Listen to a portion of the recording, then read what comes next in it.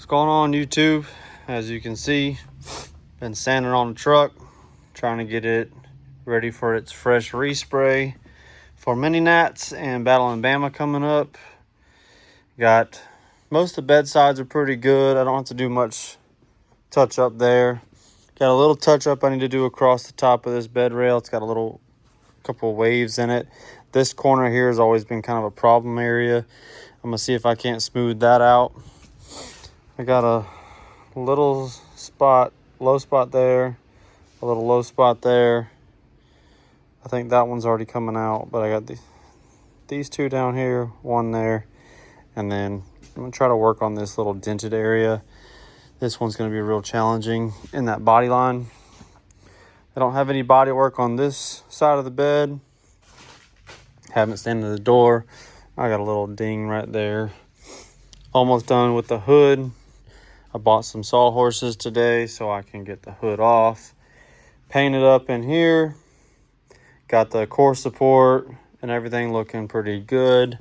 I think when the hood's off, I think what I'm gonna do, when I go to paint this truck, I'm painting it with the hood off. So I'm gonna paint to the inside of the fender. And then I think this fresh black that's here, I'm gonna do that there. And I'll see what I can reach on the firewall. I'm thinking I may paint the body color up here, or I may just black that out. And I think that might look better, probably just black it out. This isn't like a showstopper truck where I always go to a show and pop the hood. It's always a hood shut. Might change after the LS comes in to play. That might be worth popping the hood then, but still got to paint or sand the doors, fenders, and the roof. After that, finish out a little bit of body work just in a couple spots, and paint came in today, not dented this time, which is super awesome. Tells you right here, says mix well and then apply 2 wet coats. So that was my big problem originally with this truck. I applied really wet coats with the bumper and the wiper cowl, and I think that's just why they look so much brighter than everything else. Everything else looks really dull. I'm hoping to change that this time with this paint job. So I've got some time lapses of sanding on the truck. Trying not to bore y'all with that. I like to listen to my music, so I don't want to get copyrighted, so I just put y'all on time lapse so I can do both. But I will tell you, I did upgrade the shop stereo. 2 speakers there, 2 speakers there, and I got this little Amazon amplifier for like 80 bucks, and I'm telling y'all, it's loud. I can hear it all the way down in the street with it up. So just some old used Wet Sounds 6.5-inch speakers. Thank y'all. If you're out in the garage, out in your shop, you like your music, I suggest spend a little money to do that. I spent like 30 bucks on a piece of wood and made all those boxes, and I still have half a sheet of wood. So it's just something super simple. But this is the progress right now. It's 4 o'clock. I'm not sure how much time I'm going to spend on it today, but I would like to try to get the hood off today, so I may call a friend to give me a hand with that. So I'll keep y'all updated in this video. It's probably going to take 2 weeks to get this video out. It's not going to be this weekend, which today is the 25th. So I got a little less than 2 months to be done. I got some of the things I need to do in the front end with the stone fab controller mounts. We'll try to get that done too before mini gnats.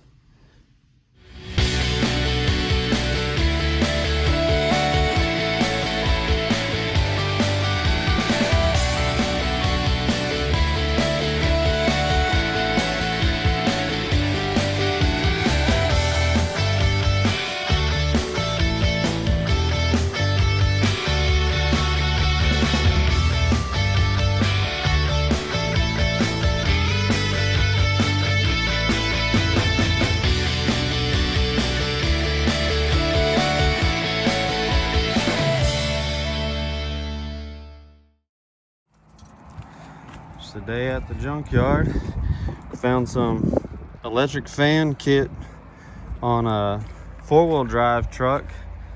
Let's see if I can't use this when I do my LS swap.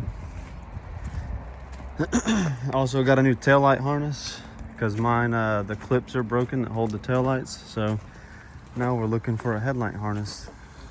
See what this Suburban's got. What's going on, YouTube? Back at the house. Went to the junkyard this morning. Got me a taillight harness for the truck because some of my clips are broken. Pulled an electric fan set, aftermarket set that came off another OBS. It's actually for the bigger radiator. My truck has a smaller radiator, so it's not going to fit for this. I may save it for a bigger radiator when I do the LS swap. I may sell it. It's a pretty pricey kit from one online. I think it's around 600 bucks. I bought everything I got for like $65 today. It's a Flexolite dual fan, like dual 15-inch fans with a aluminum cover at the top that bolts at the top to core support. But I stopped on bodywork. I am starting to pull the passenger side header off because I'm doing the stone fab upper control arm mounts and re-notching the frame for my tie rods. So I'll flip this camera around, show you what I got going on, and we'll go from there. All right, hood's off, truck's partially sanded down. Started getting some of these header bolts out. So if you can see, upper control arm mounts, stone fabs are much taller, which is kind of hard to get it to lay in here, but they're much taller. So this side won't clear the header, or right on top of it. So taking the header out, I've got stock manifolds, brand new stock manifolds I'm gonna put on for now. And then I've already unbolted the flange down there. I'm working on getting these bolts out. These headers were free, so I don't have any money in them besides the hardware to bolt them on.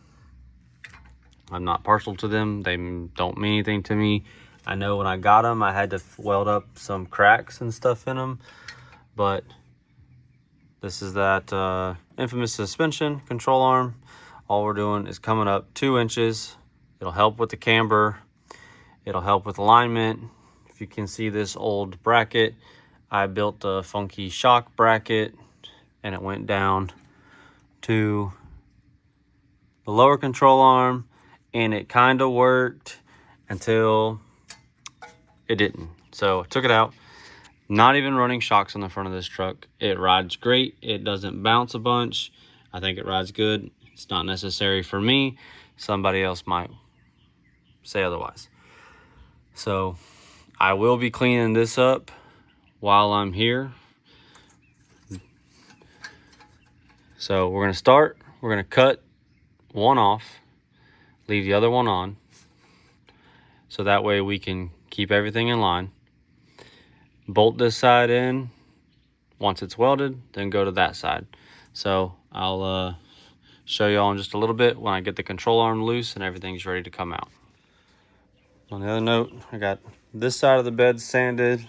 Needs to go over it with a finer grit. Hood's all sanded.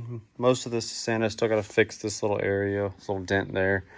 I've been working on the bed rail. This bed rail is pretty wavy. The truck already had a lot of body work in it. When I got it, it was already repainted once. So when I originally started sanding it down, I found a bunch of body work. So some people say, oh, you're putting all kinds of body filler in this truck. I don't really care. So this radius here, I didn't really like how it was before. You could see, it was wavy. You could see everything. So I just added some to make it a little smoother transition. I think this side's actually pretty okay. It may have a little one high spot here. So I may do the same thing. I may feather it out just to smooth it out. But most of this side's all sanded. and I don't have a lot to fix left. Just got a little bit here and there. Still got to sand in the body line, which is always the hardest part.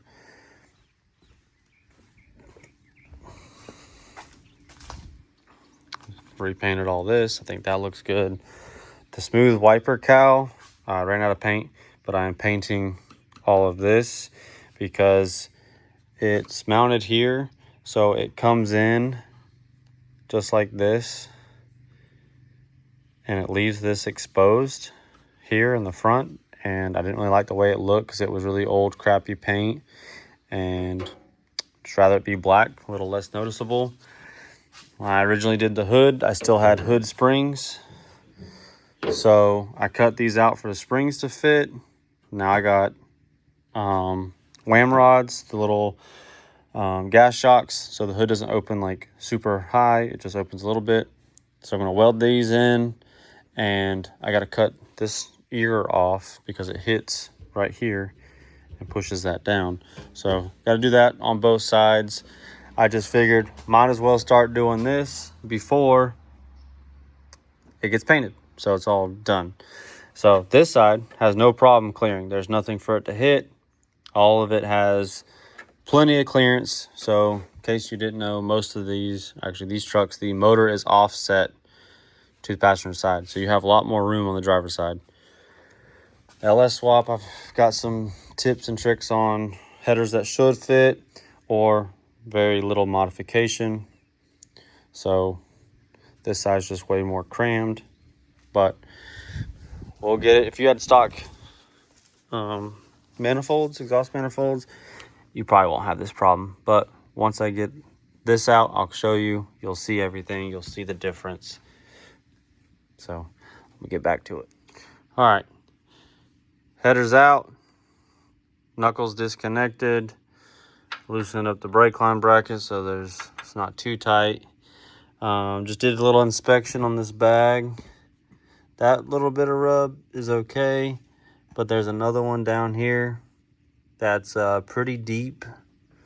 I'm not super happy with that. I think it's okay, but it's not ideal. The rest of that bag I think is looking okay. I think the driver's side's a little worse, but I have a little bit of rub contact in here. So while I'm here, I'm going to clearance that out a little more. I mean, this has been bagged for what, 3 years now? So we're not doing too bad. I've never replaced the front bags. That's the first bags it's ever had. It's never blown one out. But while I'm here, I'm going to clean that up. I'm going to go ahead and knock this off. And then I am going to start cutting one of these after I take the bolt out. I haven't decided which one's going to be more difficult. The front one, I got a brake line bracket I got to be cautious of, so I may find the bolt holding that tight and move it. Oh, never mind, nothing is holding it tight. It's just loose. Okay. Well, I'll get that moved. It's kind of all over the place. So clearance that out, but also taking the bag out. So when I go to weld on this, I didn't know what all's touching. I didn't know where the air line was sitting. This is the underglow light. This is the wheel light right here. And then the underglow light is wired together here, goes in through the frame all the way back to the batteries. 0 gauge power wire coming off the alternator all the way to the battery. Yeah, it looks like doo-doo, but we'll fix that another time. So I'm gonna go ahead and clearance some of this stuff up and get one of these pockets cut off, and we'll put one of the new stone fabs in. All right, we're back from the store. Had to go to Harbor Freight. I needed some longer blades. Short Sawzall blade, not enough to get back here. Shit, my bad. Back here and get all the way through it. So had to get some Sawzall blades. Started grinding on this. I ground down some of this in here, clean that up. I think that looks pretty good. Hopefully it's enough clearance. We'll check it later. Already unbolted this one, still bolted in. cut this through, pull that piece out, grind it down, and then we'll put the new one on and hopefully get some tack it in place.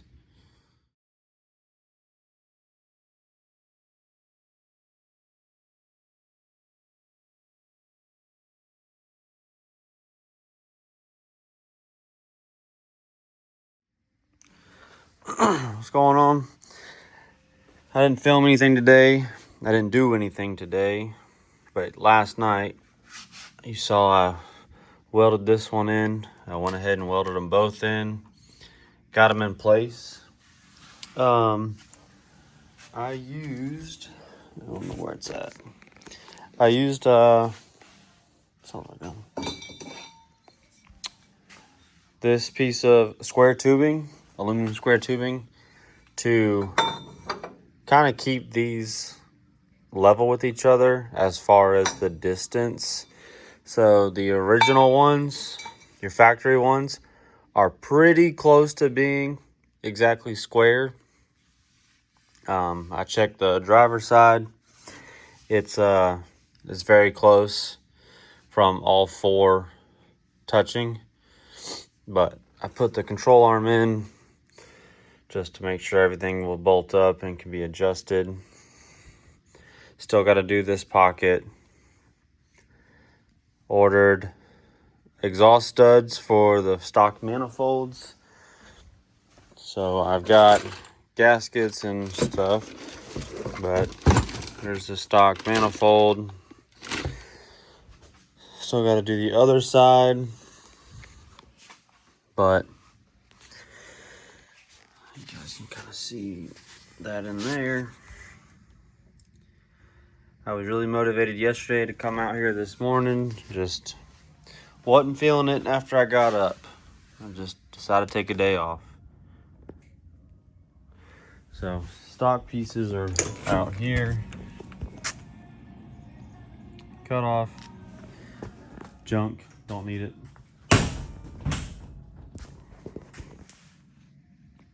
So I'll film some more throughout the week while I get this done, but this is just going to be part one of the stone fab upper control arm mounts.